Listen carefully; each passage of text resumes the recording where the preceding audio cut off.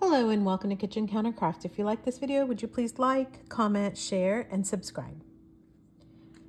In the past, I've done some videos of just using fountain pen inks to do watercolors, and I actually had a chance to just do tiny art for some of my friends at work. We had like an on-site, and so the theme was watermelons and summertime, and so this is like a bigger one of what I want to paint today, but all of this was done with fountain pen inks. So except for the shimmers, which you could actually easily do fountain pen inks for that as well. So I wanted to do this in a bigger one because a friend of mine wanted a 5x7. And I just want to say up front that I am not a professional artist. I just dabble, and I love art. So I love doing art with fountain pens, and I just like experimenting. So come experiment with me is really what I am saying today. So I found this in my stash, and it's Strathmore's cold press watercolors. And so this is just something that I had on hand. And so this is actually not like a professional grade. This is just a very beginner one. And so she wanted a 5x7, so I actually cut it down to size because these, in case you're interested, are 5x5s by 8.5. And so what I ended up with was a little sliver here that I'm gonna make a mini one and give it to her as a bookmark as well. So anyway, that's my plan, and I'm sticking with it. So one of the things that I did wrong the first time around was watermelons have this rind piece, and so when I put the fountain pen ink, all the rind just went to brown because the red and the green mixed, and it was very unsightly. My daughter actually said, "Oh, that's a lovely rotting watermelon that you made," and it really did look that way. So it wasn't just her being like rude, or she was very truthful in that. So one of the techniques that you can use is called a resist, and so there's actually medium out there that will help the paint resist, like going into one another. Usually I use a white crayon, cannot find it. So I just, went into this stash and found this one. The whole point is you want to just have something that will resist. And I actually use this one on here, and then it makes it look white, and the paints don't blend into one another. For the metallic part though, I have my Kuretake, I was going to say kohlrabi, but that's a vegetable. Kuretake, it's called kohlrabi colors. And so I just got this on Amazon, and it's, again, not a professional palette. So that's kind of what I'm doing here. And let's get started, shall we? Enough talking. All right, so let me just zoom in here. And so I do not have a professional brush. I just have, just a number 2 really beat up brush. I guess I could have grabbed a more professional looking one for this, but I didn't. So what I'm going to do again is just replicate what I did here. So for a watermelon, we're just going to get some of this down. So I'm going to get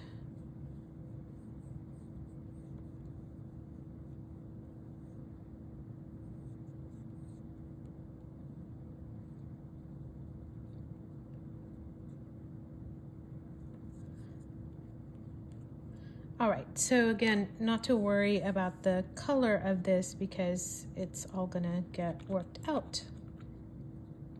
So in this one, this is a Heinz pen, and I have Diamine Spring Meadow. It's like meadow green, spring meadow. I'm almost out, but that's okay. And this is a stub nib here, so I'm literally going to just start drawing, and I'll just go in closer.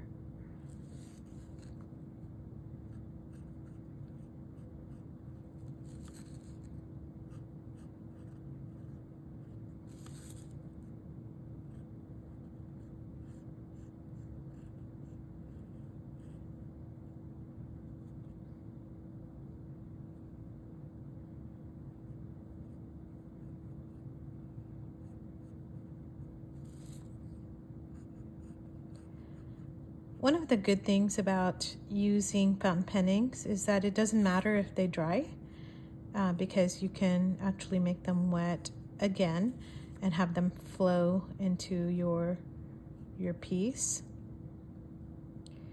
And by the way, you don't even have to use watercolor paper for this. I'm just using that because it's a really nice grade of paper, and also it's a substantial, like, I want this as a gift for my friend, so it's going to be a nice substantial gift for her. I mean, like a substantial size, not a substantial gift. You know what I mean? I don't want it just on a piece of binder paper so it looks tacky and cheap.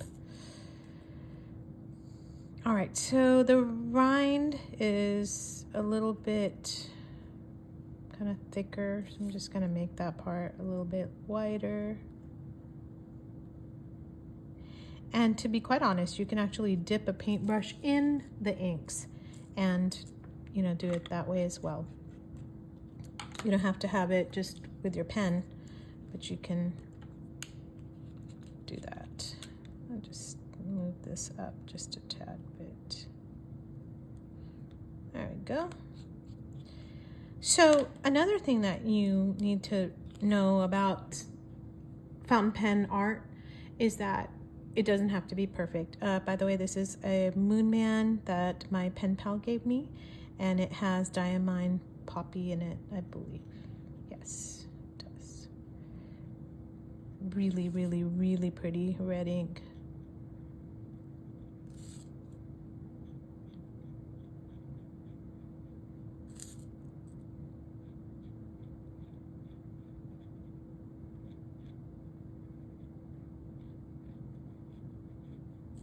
I don't know what nib that is. I think it's a medium.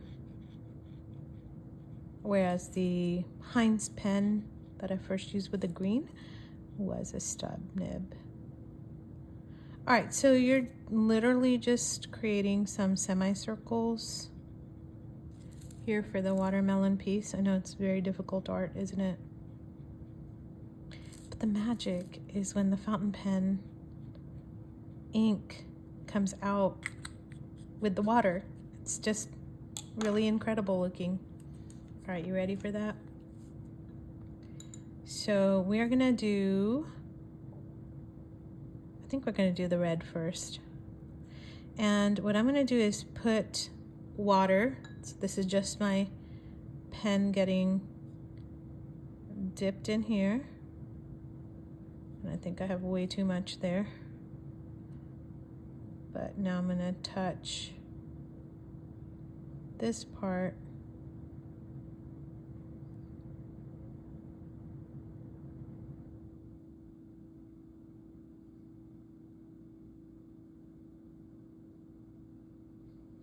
And what I'm doing is just kind of like teasing the ink a little bit, just kind of agitating it so that it starts just kind of coming out. Isn't that great? And if there's white space, you can just allow that. Let me grab my ink stained paper towel here. Like I said, I think I had way too much here because I don't want it running out.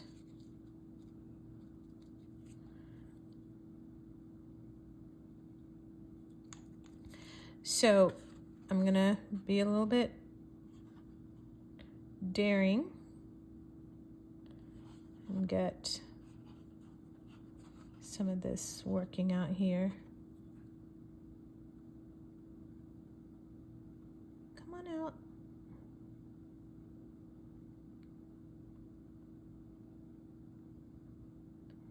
And now I'm actually letting it go a little bit into the waxy part. And I just chopped that by accident there, but that's okay.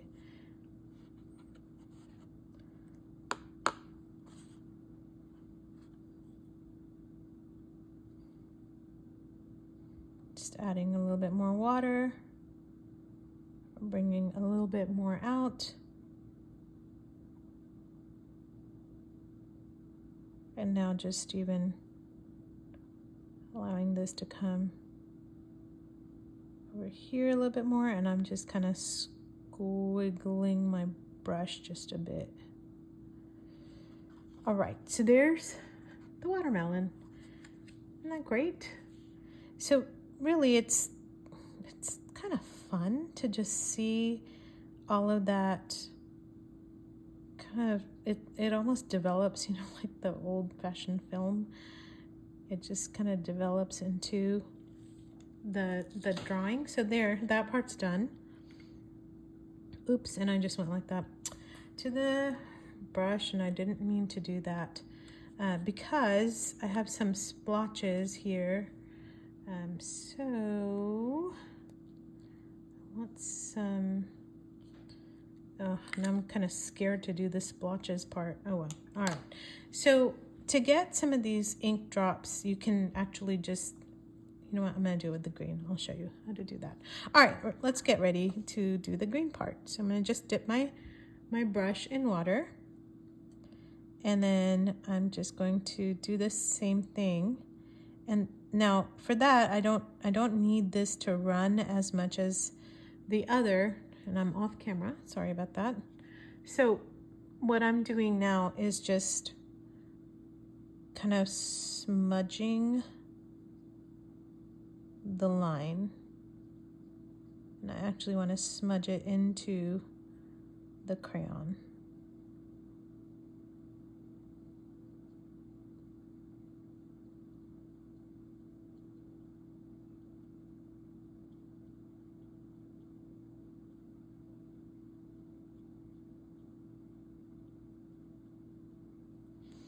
And as you can tell, some of it just kind of connected there, and that's okay. The crayon is supposed to just help me watch that. But the nice part is that you don't really have to once you set that kind of waxy barrier up, so that your red doesn't become mixed with the green and become brown. Your watermelon needs to be looking kind of fresh in there. And then just leaving a little bit of the white so that it does look like, you know, a fresh watermelon was just sliced. And so that the line doesn't look so perfect, I'm also just kind of smudging it around just a tad. And now I'm going to do what I was going to do before, and that is add just some splotches here. And I don't know why they go that way.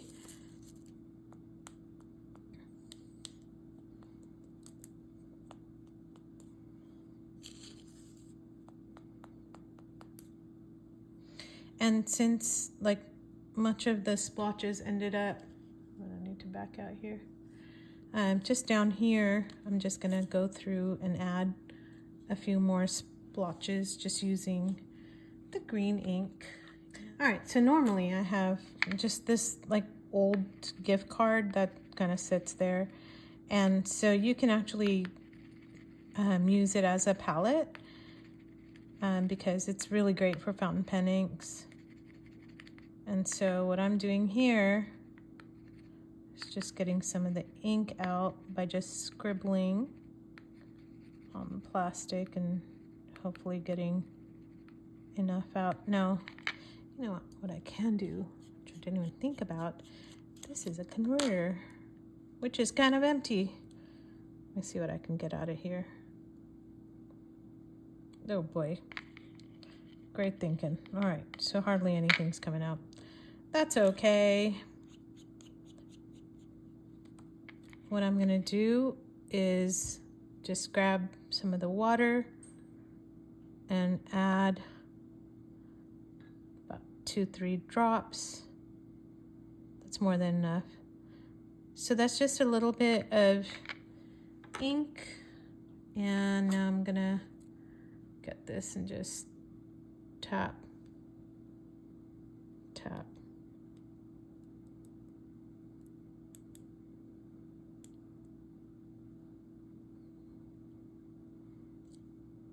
And then just strategically place a few drops here and there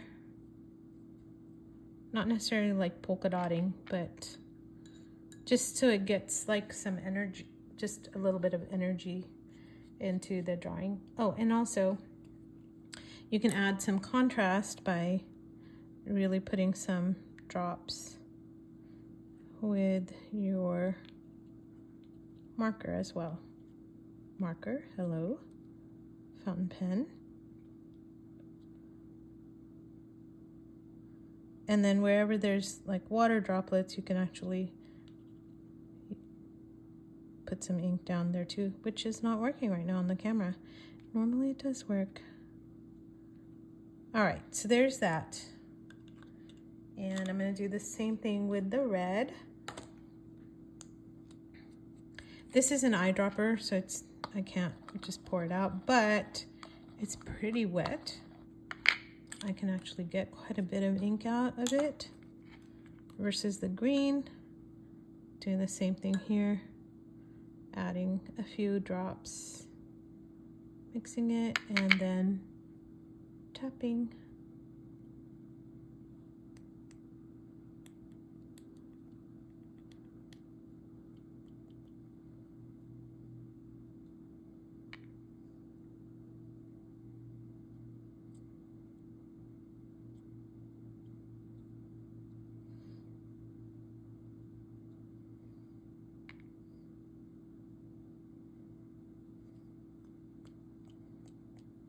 All right, I want some of those to kind of match up and look fairly significant.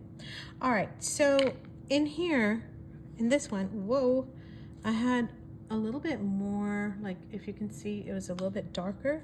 So one of the things that I did was I actually came in while it's still kind of damp, not wet, because when it's wet, your ink's gonna go everywhere. So I just came in, kind of started the process all over again, and made this a little bit more red. And then also adding a few dots here and there.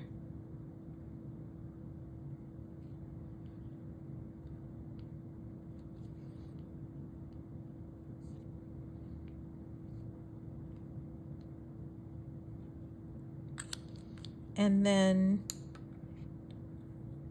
now I'm going to just grab some of the red that's already there. Not just water, but just some of this. And just pulling this out again into the watermelon so that it gives it just a little bit more depth and a little bit more red instead of so much pink. So just pulling it out towards the center of the watermelon like that.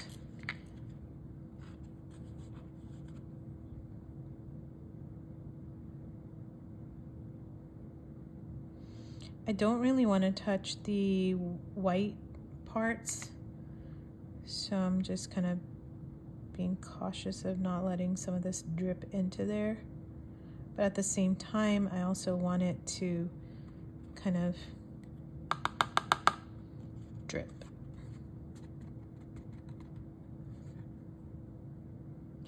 For those of you who paint, I'm open to tips. I'm actually taking my very first painting class, my very first art class actually ever, and that is with Liz Steele, who is an amazing, amazing fountain pen artist. I mean, and watercolor.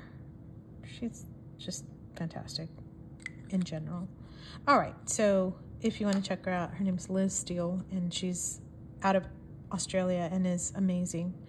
Okay, so I'm going to do the same treatment here for the green.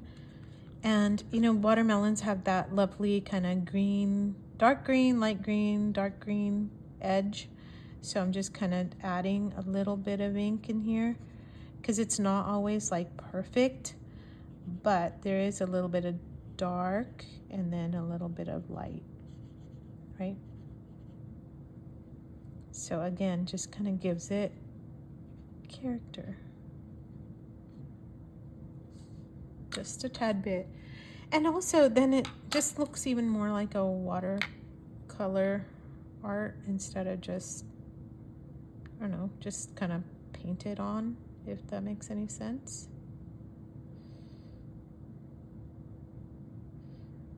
All right, I'm just bringing it up a little bit on the edge. Okay, so we're gonna let this dry. Actually, while I'm letting this part dry, I'm gonna add, on this one, there's a little bit of green around, and so I'm just gonna add that. Ah, no! It's fine. I had red on my brush, but the nice thing is when you add the dots, you can't really tell. That's what I'm gonna tell myself. It's gonna be fine.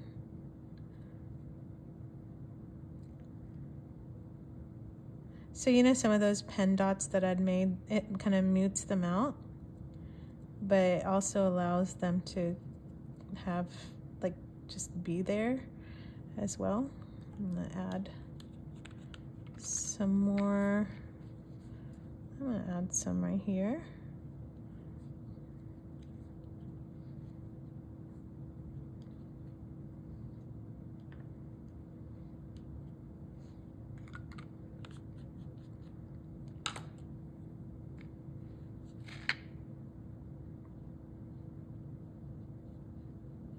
So fountain pen ink is pretty amazing.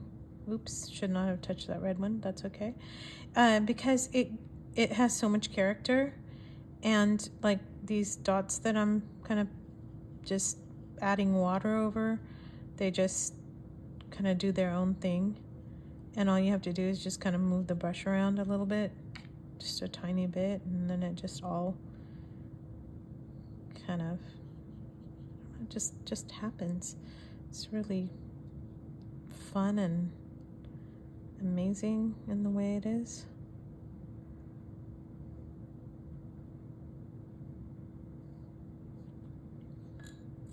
All right, so there's the kind of added contrast a little bit, and I don't want to necessarily leave this part in the white, but also don't want the red getting mixed in with the green, because then it just again starts looking very muddy and kind of gross. So I'm gonna let this dry, and we're gonna come back and we're gonna add the watermelon seeds. All right, so I just kind of waved this around in the air and it's mostly dry. So we're gonna continue on. And one of the things that I love doing is putting some shiny watermelon seeds. And for that, I am using the Colorverse Shiny Black in a Jinhao pen that I had. And this also I'm running out on. And so all I did for that is just added just some seeds, just kind of drawing them in. Not in a row, but just kind of here and there. Although I started drawing them in a row, so you don't want to necessarily do that. Because, you know, they're usually kind of scattered throughout the watermelon anyway. And some are small and some are big. But there we go. So that's it. And it's not going to have any seeds up there. And maybe another one down here, little one. That's good. All right, so that's it. That's how you, and look, it has a little bit of sparkle. It's so great. So I decided I don't know. Do I do some gold? Maybe I do some gold. I kind of wanted to keep this all fountain pen ink based, but you know, I can't help but add a little bit of gold, a little bit of shine into this. And I don't know, do I do gold or I think since this is greenish, I'm just gonna go with a little bit of green in here. Watch, it's gonna be like totally the wrong color. Oh, that's okay.